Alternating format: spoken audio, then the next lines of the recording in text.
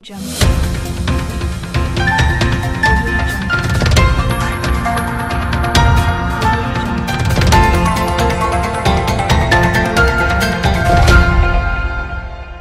Jungle.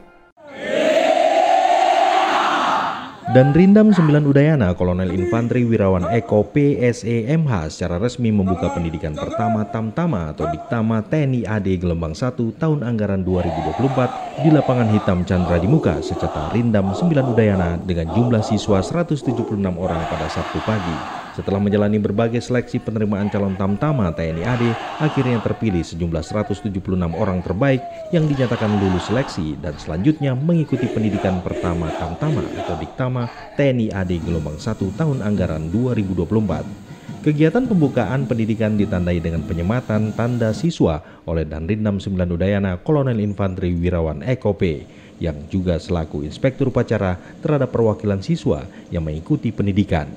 Dalam amanat Pangdam 9 Udayana yang dibacakan Danrindam 9 Udayana, Kolonel Infanteri Wirawan Eko P mengucapkan selamat bagi para calon Tamtama yang telah lulus seleksi Diktama TNI AD Gelombang 1 tahun anggaran 2024. Pangdam 9 Udayana berharap seluruh rangkaian kegiatan pendidikan dapat berjalan dengan tertib, aman, dan lancar. Penekanan terhadap para siswa Diktama TNI AD Gelombang 1 tahun anggaran 2024, Pangdam 9 Udayana menekankan tujuan dari kegiatan ini adalah untuk menghasilkan lulusan yang memiliki karakter prajurit yang tanggap, tangguh, dan terengginas sesuai dengan tripola dasar pendidikan.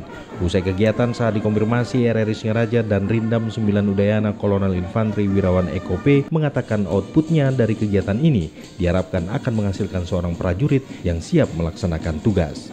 Outputnya diharapkan nanti menghasilkan seorang prajurit yang siap melaksanakan tugas-tugas terkait dengan tugas-tugas yang ke depan yang semakin kompleks dan dinamis, sehingga diperlukan suatu pembentukan karakter maupun yang kalau kita bilang itu ada tripola dasar, baik itu sikap dan perilakunya, di mana sikap dan perilaku di sini kita dibentuk dari awal dia sipil menjadi seorang militer, sehingga harus membentuk sikap dan perilaku seorang karakter militer. Dalam kegiatan ini dihadiri pejabat penting lingkup TNI AD dan beberapa pejabat dari kepolisian dan para tokoh-tokoh penting lainnya. Di akhir kegiatan dilakukan ramah tamah dan foto bersama. Reporter Sukasa Bratawinangun melaporkan.